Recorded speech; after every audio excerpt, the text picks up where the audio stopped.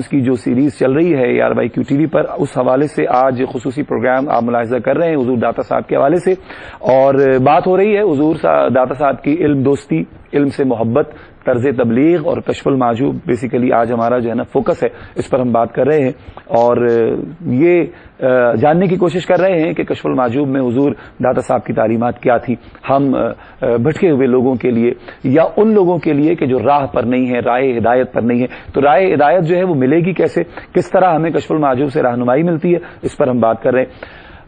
سر کیا کہیں گے، جس طرح ابھی شاہ صاحب بھی فرما رہے تھے کہ آپ نے وہ جو لبادہ اوڑے ہوئے صوفی جو تھے ان سے اعراض کیا، اور وہ جو صوفیانہ رنگ ہے، جو اصل صوفی جو ہوتا ہے، جو اہل اللہ کا رنگ ہونا چاہیے، اولیاء اللہ کا رنگ ہونا چاہیے، اس کو رائج کرنے کی کوشش کی، کیا کہیں گے سوال؟ نہایت عمدگی سے شاہ صاحب قبلہ نے اس بات کی تشریح اور تصریح فرمائی ہے۔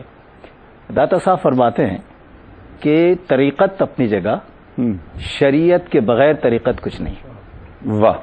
تو شریعت کو غالب اور اس کے ساتھ منسلک کرنا طریقت کو واضح دلیل ہے کہ وہ لوگ جو صرف طریقت کو آگے بڑھاتے تھے اور شریعت کو پیچھے چھوڑ جاتے تھے، ان سے اتفاق نہیں کرتے۔ دوسری بات یہ کہ خود آپ نے فرمایا ہے، جس طرح حضرت نے صوف کے بارے میں فرمایا، آپ نے داتا صاحب نے کشف محجوب میں ایک جگہ یہ فرمایا ہے کہ صوفی کا مطلب ہے کیا۔ انہوں نے فرمایا کہ جسم کی باہر کی صفائی تطہیر ہے اور اندر کی صفائی صوفی کے انداز کی ہوتی ہے۔ صحیح۔ اب یہ اندر کی صفائی پھر اور واضح کیا، انہوں نے کہا کہ حضرت سیدنا ابوبکر صدیق رضی اللہ تعالی عنہ، ان کی مثال پیش کی کہ وہ ساری چیزیں لے آتے ہیں اور لا کر قدموں میں ڈال دیتے ہیں حضور انور صلی اللہ تعالی علیہ وآلہ وسلم کے، اور جب ان سے پوچھا جاتا ہے کہ کچھ چھوڑا گھر والوں کے لیے، تو آپ عرض کرتے ہیں کہ یا رسول اللہ، اللہ اور آپ کو چھوڑا ہے۔ یہ تقیہ، یہ قناعت، یہ توکل اندر کی صفائی کا آئینہ ہے۔ تو آپ اسی انداز میں کہتے ہیں کہ اگر صوفی کو دیکھنا ہے تو وہ خود فرماتے ہیں کہ اس کا تو آغاز سفر کا پہلے خلیفہ سے ہو گیا۔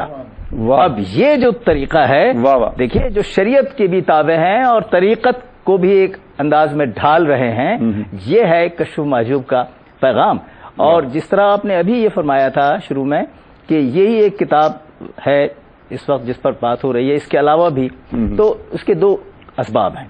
ایک تو یہ کہ یہ کتاب نہایت دقیق تحقیق کے بعد حاصل کی گئی، جو لوگوں کے پاس نہیں تھی، اور اس میں کتنے لوگوں نے کام کیے ہیں، یہ ہے سلام کرنے کی بات۔ اس میں حضرت سیدنا نظام الدین اولیاء رحمۃ اللہ تعالی علیہ کا نام بھی آنا ہے، اس لیے کہ ملفوظات میں انہوں نے اس کا تذکرہ کیا اور پھر اپنے زمانے میں اس کو آگے بڑھایا۔ لیکن میں یہاں یہ بات عرض کرنا چاہتا ہوں کہ اس کتاب کے مکمل ہونے کی ایک دلیل یہ ہے کہ اس میں کوئی موضوع ایسا نہیں ہے، قرآن کا اور حدیث 134 اس کے اندر احادیث ہیں اور 234 نصوص قرآنی ہیں۔ واہ!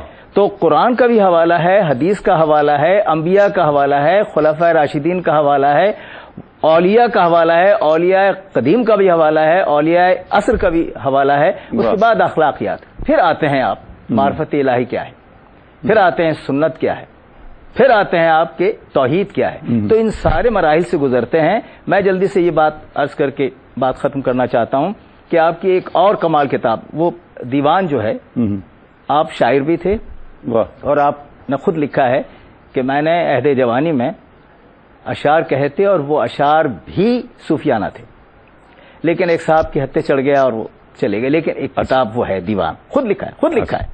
یہی وجہ ہے کہ کشف محجوب میں ایک سے زیادہ جگہ اپنا اور اپنا عقیدہ اور مسلک لکھ دیا تاکہ کوئی اس کو اس انداز میں نہ کرے۔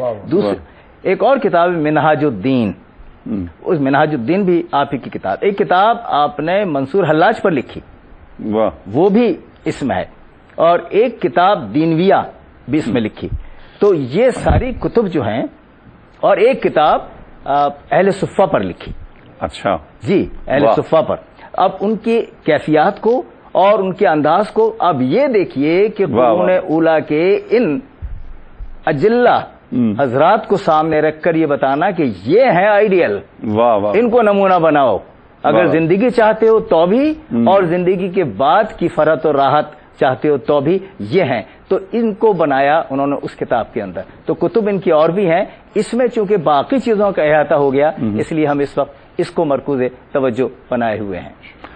انشاءاللہ بہت ہی خوبصورت انداز سے پروفیسر صاحب نے اللہ پاک انہیں زندگی عطا فرمائے اور ان کا سایہ تعدیر ہم پر سلامت رکھے. یعنی اس انداز سے لوگوں کو سمجھانا ہے کہ لوگوں کے دل تک بات بھی پہنچ جائے اور مرصع اور مسجع بھی ہو. اچھا شاہ صاحب، جس طرح ابھی ہم ذکر کر رہے تھے وہ سوال درمیان میں رہ گیا ہے کہ آپ نے اعراض کیا ان صوفیاء سے کہ جنہوں نے لبادہ اوڑھ رکھا تھا اور آپ نے صرف فوکس کیا اس راستے کو کہ جو راستہ اہل اللہ کا راستہ در حقیقت ہوا کرتا ہے. کیا کہیں گے اس حوالے سے؟ جی بہت خوبصورت بات آپ نے کی. حضرت نے پوری اس کی تفصیل ذکر کر دی. میں صرف عرض کرنا چاہوں گا اس میں کہ جس طرح کے بریک پہ جانے سے پہلے وہ موضوع تھوڑا تشنا رہ گیا کہ حضرت داتا گنج بخش علی حجویری کیونکہ عالم ربانی ہے نا، قرآن و سنت کے عالم ہے. کیا بات. تو آپ نے جس طرح کہ فرمایا کہ طریقت کا معنی آپ نے خود ذکر کر دیا اور طریقت کو بڑا آسان ذکر کر دیا. علامہ اقبال نے فرمایا طریقت چیز اے بالائے صفات شریعت را دیدت با اماق حیات. یعنی طریقت جو عمل کا نام ہے، لیکن کیسا عمل؟ اخلاص کے ساتھ عمل. یعنی آپ جو دیکھیے کہ حضرت مجدد پاک فرماتے ہیں نا شریعت را سے جزست، فرماتے ہیں شریعت کے 3 حصے ہیں. واہ واہ. ایک ہے علم، ایک ہے عمل اور ایک ہے احسان. یعنی احسان سے مراد کیا ہے؟ علم سے مراد جو آپ نے پڑھ لیا نماز پڑھو واقعی الصلاۃ. عمل کیا؟ آپ نے نماز ادا کر دی. احسان کیا ہے؟ کس کے لیے پڑھی؟ واہ. تو یہ احسان جو ہے یہ طریقت ہے. طریقت کہتے ہیں شریعت پر عمل کرنا اللہ کے لیے. اللہ کے لیے جب آپ کو کوئی ڈنڈے کے زور پر نماز پڑھائے تو شریعت تو متحقق ہے، لیکن جب دل آپ کو نماز پڑھائے تو یہ طریقت ہے. تو گیا کہ جب وہ احکام آپ کی روح اور نفوس تک اتر جائے اور اندر سے ایک تحریک، ایک جذبہ جاگے آپ کو نیکی کی طرف لانے کے لیے اور لذت آپ کے سجدوں میں یوں لگے کہ میرا دل نکل کر میری پیشانی پر آ گیا ہے، تو یہ راہ طریقت ہے. واہ. اس کو طریقت. آپ نے کیا فرمایا؟ لباس کا نام نہیں ہے، لباس کا نام طریقت نہیں. طریقت اس عمل کا نام ہے. کس چیز کا نام ہے؟ تو اس کے امام مالک کے ساتھ جڑا. فرمایا دیکھیے کہ خشک ملائیت طریقت نہیں ہے، اور خشک جو ہے کہ وہ دیوانگی، خشک ملائیت جو ہے یہ شریعت نہیں ہے، اور نہ خشک جو ہے کہ صرف دیوانگی جو ہے یہ طریقت ہے. بلکہ فرماتے ہیں حضرت قاضی اعظم نے بھی نقل کیا اس کو اپنی بنیادی کتاب اور مسلم سیرت کی کتاب کے اندر جو غیر متنازع کتاب ہے شفا شریف میں. فرماتے ومن تفقہ لم يتصوف فقط تفسق، ومن تصوف ولم يتفقہ فقط تزندق، ومن جمع بینہما فقط تحقق. فرمایا جو فقہ حاصل کرے اور صوفی نہ بنے وہ فاسق اور گناہگار ہوگا. یعنی علم حاصل کے عمل نہیں کیا تو گناہگار ہوگا.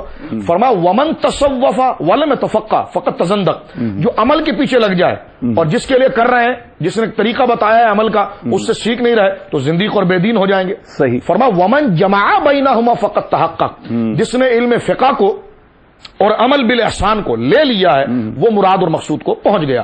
تو فرمایا اصل طریقت جو اس چیز کا نام ہے. اب اس کو آپ یوں بھی سمجھ سکتے ہیں کہ سرکار دو عالم صلی اللہ علیہ وسلم کی ذات مبارکہ سے طریقت دور نہیں ہے. جو حضرات اگر تصوف کے بارے میں کلام کریں تو اپنے مطالعے کو دوبارہ ریکنفرم کریں. دراصل کرنے کا مقصد یہ ہے کہ سرکار کی ذات مبارکہ کے اندر 2 پہلو ہے. ایک وہ پہلو ہے کہ جو ظاہر میں نظر آتا ہے، ایک پہلو جو ہے جو باطن میں نظر آتا ہے. ظاہر میں جو نظر آتا ہے وہ نماز ہے، وہ روزہ ہے، وہ زکوٰۃ ہے، وہ حج ہے، وہ عبادات ہے، وہ معمولات ہے، وہ بے و تجارت کی چیزیں. اس کو مرتب کیا فقہا نے، اس سے مسائل اخذ کیے اور اس سے متعلق روایات جو لے کر آئے سندن بعد سندین وہ محدثین لے کر آئے. صحیح. ایک حضور کے وہ معاملات ہے جو باطنی ہے، جو اخلاق حسنہ سے متعلق ہے، جس کو کتاب الرقاق میں نقل کیا. صبر ہے، شکر ہے، امانت ہے، خشیت الہی ہے، کثرت سے اللہ کی بارگاہ میں آؤ بکا کرنا ہے، گڑ گڑا کر اللہ رب العالمین جل وعلا کی بارگاہ میں دعا کرنا ہے. اس پہلو کو کون لے کر آئے؟ وہ حضرات صوفیہ لے کر آئے. تو جس طرح فقہ کے 4 امام ہوئے، یہ ذرا قابل توجہ بات ہے جو اکثر لوگ اس میں کنفیوز ہو جاتے ہیں. جس طرح فقہ کے 4 امام ہیں تو 4 امام ہونے کے باوجود شریعت جو ہے کہ وہ ایک ہی ہے. اسی طرح طریقت اور اخلاق کے 4 سلسلے ہیں. یہ 4 ہونے کے باوجود مراد اور مقصد دونوں کا ایک ہی ہے. سرکار کے ظاہری مسائل کو کشید اور تعبیر کرنے میں 4 امام مشہور ہوئے ہیں اور سرکار کے باطنی معاملات کو امت تک پہنچانے کے لیے یہ 4 سلسلے مشہور ہوئے ہیں. تو جس طرح 4 وہاں پر مسلم ہے اسی طرح 4 یہاں پر مسلم ہے. 4 وہاں پر ظاہری کی تعبیر کو ذکر کرتے ہیں اور یہاں پر 4 جو ہے وہ اخلاق، احسان اور باطنی صفات مبارکہ جو جناب سید عالم کی ہے اس کو ذکر کرتے ہیں. جزاک اللہ. بہت خوب شاہ صاحب. اس بات کو اس کا جواب ہے اس میں کشف محجوب میں. وہ فرماتے ہیں کہ اور اپنے شیخ کا ایک قول نقل کیا ہے کہ ایک جگہ کچھ مریدین تھے ایک نام نہاد پیر کے، اور